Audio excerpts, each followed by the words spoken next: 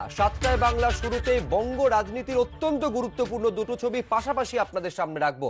একদিকে আগামীকাল মেদিনীপুরে আসতে চলেছেন দেশের স্বরাষ্ট্রমন্ত্রী অমিত শাহ। কাল মেদিনীপুরে সভা রয়েছে তার, এবং তার জন্য একেবারে সাজো সাজো রব, প্রস্তুতি একদম শেষ পর্যায়ে। এবং অন্যদিকে শুভেন্দু অধিকারী আগামীকালই বিজেপিতে তিনি যোগদান করতে পারেন বলে রাজনৈতিক মহলে জল্পনা। বঙ্গ রাজনীতির অত্যন্ত গুরুত্বপূর্ণ দুটো ছবি আপনাদের সামনে একেবারে পাশাপাশি।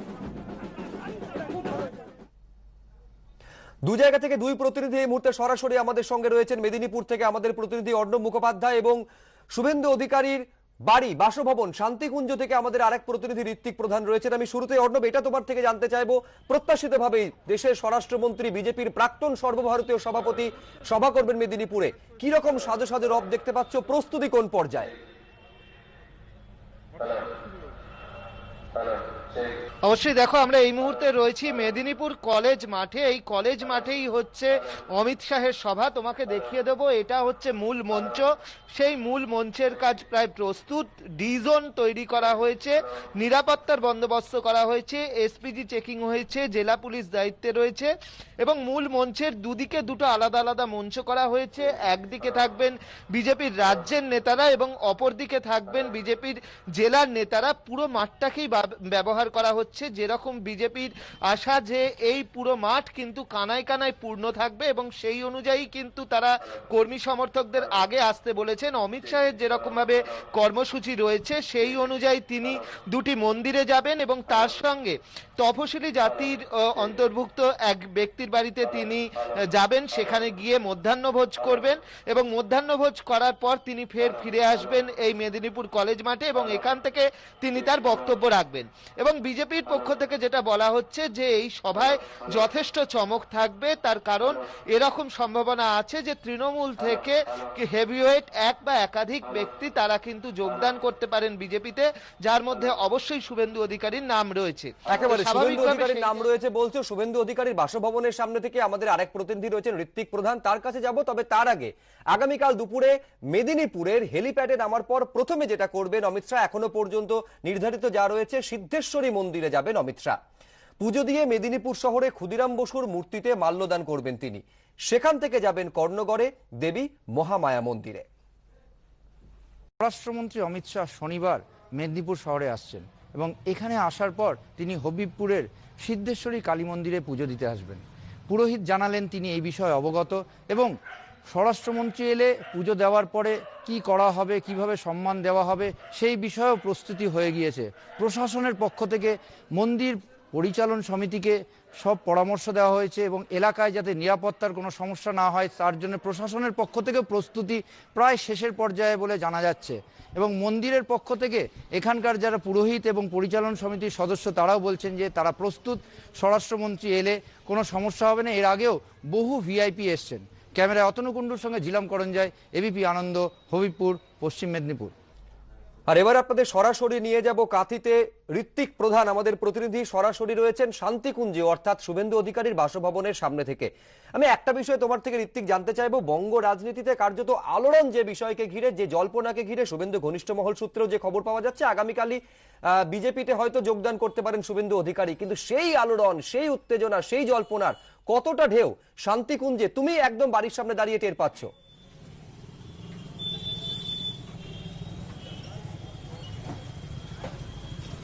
দেখো, যেটা হচ্ছে যে কাঁথি শহর জুড়ে কিন্তু শুভেন্দু অধিকারীকে নিয়ে আনাচে কানাচে যে আলোচনা চলছে, কিন্তু সেই আলোচনা চললেও আগামীকাল যেটা হতে চলেছে তার কিন্তু পূর্বাভাস বিন্দুমাত্র বোঝার উপায় নেই শুভেন্দু অধিকারীর বাড়ির সামনে, অর্থাৎ শান্তিকুঞ্জের সামনে গেলে। কারণ শান্তিকুঞ্জে এখনো পর্যন্ত প্রত্যেক দিন যেরকম থাকে সেই অবস্থায় রয়েছে, কিন্তু এই শুভেন্দু অধিকারীর এই বাড়ির সামনে কিন্তু কোনো ভিড়ও নেই, তেমন কিছু কারুর অনুগামীদের যাতায়াতও নেই। যেরকম সাধারণভাবে যেটা করে থাকেন এদের বাড়িতে যেটা হয় যে এখানে যখন শুভেন্দু অধিকারী থাকেন তখনও কিন্তু বাড়িতে তেমন কাউকে আনাগোনা করতে দেওয়া হয় না। এখনো পর্যন্ত কিন্তু সেই জিনিসই বজায় রয়েছে, অর্থাৎ রাজ্য রাজনীতিতে যাকে নিয়ে আলোড়ন চলছে তার বাড়ির সামনে কিন্তু যথারীতি শান্তি বজায় রয়েছে। ঋত্বিক, তোমাকে ধন্যবাদ। অর্ণব, তোমাকেও ধন্যবাদ। শুভেন্দু অধিকারী ব্যক্তিগতভাবে আমাকে পদত্যাগপত্র দেননি, এই অবস্থায় শুভেন্দু অধিকারীর পদত্যাগপত্র গ্রহণ করা সম্ভব হয়নি। পদত্যাগ দেওয়ার নেপথ্যে কি কারণ জানাতে হয় সোমবার দুপুর 2টোয় শুভেন্দু অধিকারীকে বিধানসভায় আসতে বলা হয়েছে, জানালেন বিধানসভার অধ্যক্ষ বিমান বন্দ্যোপাধ্যায়। চিঠি পেলে জানাবো, প্রতিক্রিয়া শুভেন্দু অধিকারীর।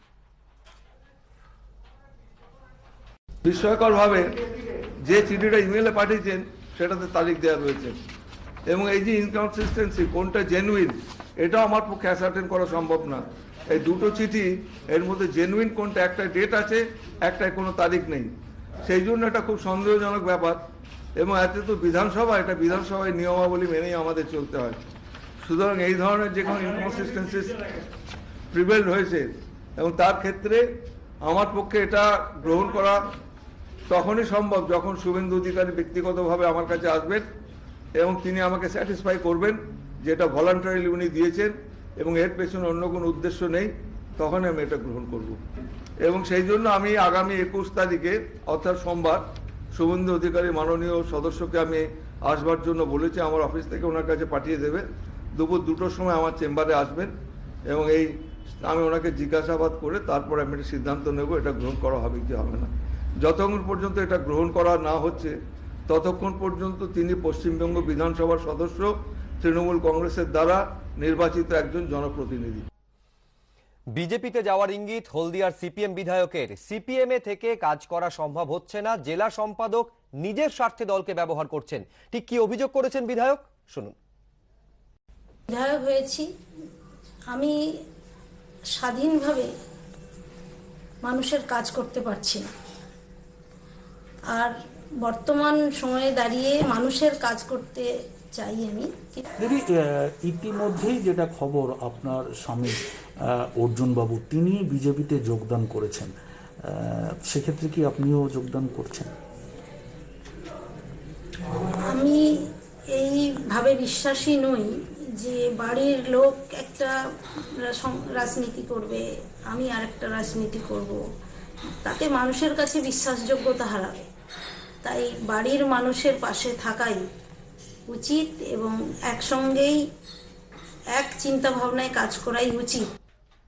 আর এই প্রেক্ষাপটে সোশ্যাল মিডিয়ায় একটি ভিডিও ভাইরাল হয়েছে, যেখানে দেখা যাচ্ছে বিজেপি রাজ্য সভাপতি দিলীপ ঘোষের সঙ্গে বৈঠক করছেন হলদিয়ার সিপিএম বিধায়ক তাপসী মণ্ডল। সেখানে তার সঙ্গে দেখা যাচ্ছে সিপিএম থেকে সদ্য বিজেপিতে যোগদানকারী দুই নেতা শ্যামল মাইতি এবং বাপি বর্মনকেও। তবে কি তাপসী মণ্ডলও যোগ দিতে চলেছেন বিজেপিতে? অমিত শাহ রাজ্য সফরের আগে ভাইরাল এই ছবি ঘিরে তুঙ্গে উঠেছে জল্পনা।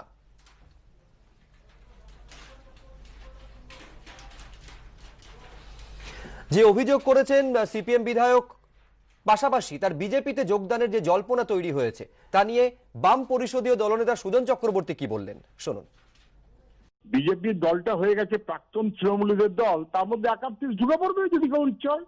সিপিএম এর থেকে কাজ করার যে ধক লাগে সবাই সেটা পারে না, বোঝা গেলেও পারে না যদি হয়ে থাকে। কিন্তু ও যা বলেছিল 7-10 দিন আগেও আমাকেও দেখা হয়েছিল, তখন যা বলেছে, তাহলে তখন তঞ্চকতা করছে বা এখন তঞ্চকতা করছে, অথবা কোনো চাপ কাজ করছে, অথবা কোনো প্রলোভনে পড়েছে, কিছু একটা হবে। বড় হয়েছে, বেশ করেছে, যা বুঝবে করবে। কিন্তু মানুষ এটা বুঝে রাখুন, তৃণমূল বিজেপি এই দুইয়ের যাতায়াতের কারণে কাউকে বিশ্বাস করে না। মানুষের বিশ্বাস লাই জান্ডায়, যদি কেউ বিশ্বাস হারায় তাকে হারাতে দিন, কি করবেন? এ নিয়ে বিজেপির কি প্রতিক্রিয়া, কি বললেন জয়প্রকাশ মজুমদার, দেখব। সারা পশ্চিমবঙ্গের জনমানুষের যে ঘটনা, সেই জিনিসটাই এখন সর্বতোভাবে সব জায়গায় প্রতিফলিত হচ্ছে।